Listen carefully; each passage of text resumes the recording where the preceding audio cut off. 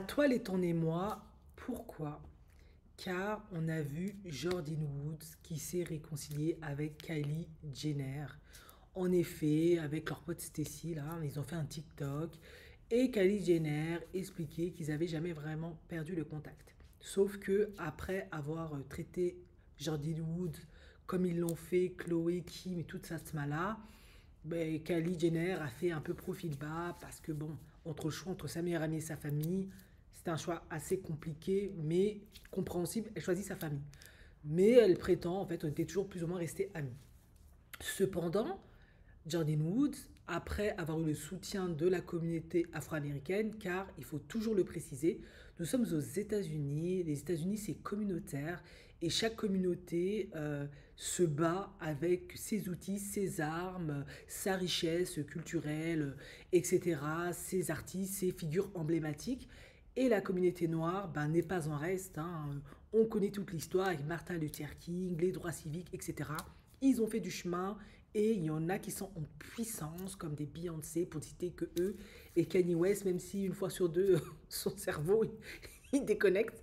Donc, Jordyn Woods, c'est pas, comment dirais-je, vous avez compris, c'est pas n'importe qui dans le sens où elle vient pas de n'importe quelle communauté. Qui plus est, en plus des lobbies extrêmement puissants qu'ils peuvent avoir, elle a eu le soutien de Will Smith et Jada, et eux, c'est un power couple qui est extrêmement puissant aussi à Hollywood, dans le game, à travers le monde, dans la communauté noire. C'est vraiment un pilier. Pourquoi j'explique tout ça? C'est que ce n'est pas un hasard si Kylie Jenner affiche de nouveau sa relation avec Jordan Woods. En effet, j'ai fait diverses vidéos. Hein. C'est pas que les cas d'argent m'intéressent particulièrement, mais c'est quand même un phénomène de société intéressant à observer sur certains aspects. En effet, Hulu, hein, la chaîne qui diffusait leur télé-réalité, a cancel pour le moment. On ne sait pas si c'est définitif les Kardashians pour diverses raisons. Hein. Certains disent parce qu'elles sont en déclin, d'autres disent c'est parce qu'ils auraient découvert chez P. Diddy un lien avec eux. Bon, bref, vous l'avez compris, elles sont dans une phase un peu difficile. Et Kris Jenner ben, le vit très très mal parce que ben, les Kardashians, c'est vrai qu'elles ont brassé de l'argent, elles ont monté des business qui ont foiré, elles ont eu plein de scandales, certains ont très bien marché. Chacune a sa spécificité, sa personnalité, sa manière d'être. Je pense qu'un certain nombre de personnes peuvent s'identifier à chacune d'elles. Hein. Elles ont la richesse et l'avantage d'être plusieurs.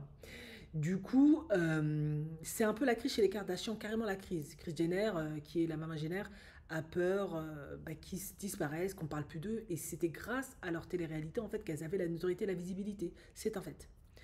Kylie Jenner, elle, si on analyse un peu, elle s'est mise avec Timothée Chalamet pour adoucir un peu son image, la rendre moins sulfureuse, la dissocier bah, de l'image des rappeurs comme Travis et l'autre pingouin là, avec qui elle a eu des enfants. Et je crois que c'est avec Travis qu'elle a eu des enfants. Bon, bref, vous avez compris, ces ex-rappeurs qui ont plutôt une image bad boy, on a compris. Elle a plutôt associé à Timothée Chalamet qui a une image plutôt de bon garçon, sérieux, le beau-fils que tout le monde aimerait, très apprécié Timothée Chalamet, très beau garçon. Il n'y a pas de scandale avec Timothée Chalamet. Donc elle a réussi à se mettre avec lui, protéger cette relation de Kris Jenner pour qu'elle ne puisse pas l'inclure dans la télé-réalité parce que on sait tous comment finit toutes les relations des filles qui finissent dans la télé-réalité. Ça baisse ton capital de crédibilité chez les hommes, ça les émascule, ça les humilie. Et ensuite, malheureusement, comment ça finit? Comment ça finit? À la fin, comment ça finit? Eh bien, ils finissent soit dépressifs, soit fous, soit bizarres. Donc, elle a réussi à préserver sa relation de la télé-réalité. Au grand désespoir de Kim, qui l'a beaucoup mal pris parce qu'elle trouve ça probablement injuste. Il y a aussi beaucoup de jalousie parce que ben, elle, pour pouvoir maintenir cette télé-réalité, maintenir cette famille, elle a dû faire beaucoup de concessions, au même titre que Chloé, au même titre que Courtney. Voilà, on va pas se mentir, toutes leurs relations, c'est du grand n'importe quoi, on va dire ça comme ça, pas très stable. Et là, Jordi Mousse ressort du chapeau. Mais c'est très simple, on va pas se mentir, les Kardashians, si on analyse bien leur trajectoire, ont fait leur télé-réalité, certes, mais c'est grâce à la communauté noire que ça a pris un certain essor. On ne le dit pas assez, et beaucoup peut-être ne le savent pas, le nient, mais c'est un fait. Quand on analyse toutes les relations de Kim Kardashian, elle a commencé très jeune avec Damon Dash, qui ensuite, je crois qu'elle a divorcé, je crois que c'était même mariée, je sais plus, l'a quitté parce qu'il trouvait qu'elle était trop matérialiste. Et après, elle ne s'est plus arrêtée parce qu'elle a très vite compris qu'au sein de la communauté noire, il y avait certaines choses, comme le colorisme ou autre, qui permettaient de pouvoir les propulser. En effet, si elle joue sur certains aspects esthétiques liés aux afro-descendants, on va dire, à la femme noire entre autres, on peut ne pas trop les identifier phénotypement. Du coup, elles peuvent parfaitement matcher, parce que c'est vrai que tu peux les associer à des femmes métisses et autres. Bon, bref. Vous avez compris, elles ont fait beaucoup leur argent avec les hommes noirs, qui les ont propulsés, qui les ont bien soutenus, et pas que. En effet, derrière, hein, il y avait aussi des gros chargés de communication issus de la communauté noire. Une a fait une vidéo là-dessus qui dénichait des idées extrêmement pertinentes, juteuses, étudier des études de marché complètes faites qui correspondaient parfaitement au profil de chaque Kardashian pour publiciser des business, les mettre en avant de tout un tas de choses. Voilà. Donc la communauté noire ou des personnes issues de cette communauté ont grandement contribué à leur essor, à leur succès, c'est un fait. Et forcément, comme maintenant, ben après ça fait partie de la vie, ça peut ne pas marcher, comme elles n'ont plus besoin. Donc on dira ce qu'il veut. Soit elles utilisent, soit bah, c'est fini, voilà. Mais clairement, avec la communauté plutôt caucasienne, ça marche moins bien, la sauce prend moins. On va pas se mentir. Courtney s'est mariée avec son homme là, plein de tatouages, je connais pas son nom. Je l'apprécie particulièrement, il m'a l'air très sympathique. Mais voilà, c'est pas non plus. Ça ne dégage pas plus que tant. Kim, après avoir quitté Kanye, elle s'est mise avec Davidson. Ça n'a pas marché, on s'est même moqué d'elle. Maintenant, elle essaie de s'afficher avec des footballeurs noirs ci et là. Voilà, la moutarde peine à prendre. Elles essaient de refaire la stratégie d'autrefois. Mais la moutarde peine à prendre. C'est normal, maintenant, ça fait plus de 10 ans. Les temps ont changé, les gens sont passés à autre chose. Il y a d'autres figures de proue. La communauté noire aussi a peut-être évolué en conscience. On les a analysées aussi avec le temps, on a vu un peu leurs défauts, leurs qualités, ce qu'elles apportaient. Et elles ont vieilli aussi, c'est plus la même chose. Elles ont des enfants, même s'ils sont tous métis, et que du coup ces enfants, selon le contexte afro-américain, font pleinement partie de la communauté noire, bah, c'est pas non plus des enfants à la Beyoncé, Blue Ivy, c'est pas ce genre d'enfants-là. Pour l'instant, on ne leur... on ne voit en eux aucun talent, on va dire. Voilà. Faites ça comme ça. Du coup, ben, c'est pas surprenant en fait qu'une Kylie renoue avec Jordyn Woods pour essayer de nouveau de récupérer la black credibility, avoir de nouveau la validation de la communauté, etc. Parce que au moment où elles étaient toutes puissantes, elles se sont permis de la blacklister pour diverses raisons, etc. Mais maintenant, c'est un peu plus délicat parce que elles sont un peu en déclin, en disgrâce, on va dire, hein, entre guillemets. Du coup, ben, comment faire pour que de nouveau, les personnes qui nous ont élevés nous récupèrent? Ben, on va essayer de se remettre dans leur petit papier. Parce que c'est vrai que le coup de Jordyn Woods, on ne leur a pas pardonné. Donc, surtout les Afro-Américains, ils sont plutôt vindicatifs, ils ne leur ont pas pardonné. Donc, du coup, elle essaie de renouer avec Jordyn Woods. Mais pour pouvoir rendre cette amitié crédible, elle dit, ah, mais on n'avait jamais vraiment coupé le lien, le cordon, etc., etc. Mais ne soyons pas dupes, ça reste quand même des sacrées businesswomen. Elles sont là pour faire de l'argent. Tout est très marketing. Déjà chez les Américains, à plus forte raison chez les Kardashian. Et il va sans dire qu'une Jordyn Woods, ben, c'est quand même bien de l'avoir de nouveau dans le bateau parce que ben, il faut de nouveau que la moutarde reprenne. Et pour moi, c'est ce qu'elles essayent de faire. Maintenant, Chloé, elle a Tristan de son côté. Elle essaye, avec Tristan et les enfants bébés noirs qu'ils ont métis, de faire en sorte que la moutarde se maintienne. Mais c'est un peu compliqué parce que bah, Chloé, c'est un peu la risée.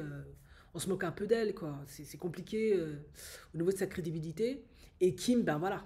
Kim, elle, c'est monkey mind. Je vais à gauche, je vais à droite. Maintenant, je suis avec voilà. Maintenant, je prends pour Skims Il est super beau en plus, hein. Un footballeur anglais, euh, métis, noir, super beau. Je m'affiche avec lui pour... Voilà. Elles essayent de faire de nouveau que la mayonnaise prenne. Elles ont compris que... je dis pas qu'elles n'ont pas de qualité, hein, et qu'elles n'ont pas des forces en elles, des ressources, mais clairement, l'essor s'est fait avec la communauté noire, parce que c'est une communauté qui est puissante, qui est très communautariste, et quand on fait partie, elles auront tendance à te soutenir. Et elles l'ont très bien compris, et elles en ont très bien joué. Ben voilà, hein, c'est le business, hein, on va dire ça comme ça. Et je pense que de nouveau, elles essaient de faire en sorte que la moutarde reprenne. Et chacune, comme ça a toujours été les cas, essaye de jouer ses cartes. Courtenay, ben, elle a toujours été un peu hors ça. Ben, il fallait quand même qu'une reste quand même, voilà. Mais Kim essaye maintenant de jouer ses cartes avec divers footballeurs noirs. Chloé essaye de toujours tourner sa moutarde, sa mayonnaise avec Tristan, qui l'en fait voir de toutes les couleurs. Et Jordine, pardon, et Kylie, parce que maintenant elle n'est plus avec des rappeurs, parce qu'elle a une certaine image à maintenir, etc. Bah, ses enfants métis étant trop petits, ne pouvant pas être utilisés d'une manière ou d'une autre dans le système Kardashian pour l'instant, bah, elle renoue avec Jordine. Voilà. Maintenant, comprenez-moi bien, voilà, on est aux États-Unis, c'est un pays où l'argent est roi, c'est clair, on est là pour faire du marketing, ils savent vendre. Bah voilà, hein, chacun essaye de tirer ses épingles du jeu.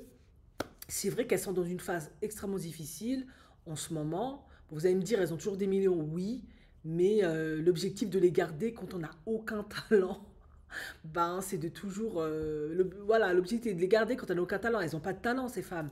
Kylie, on l'a vu, tous ses business ont foiré.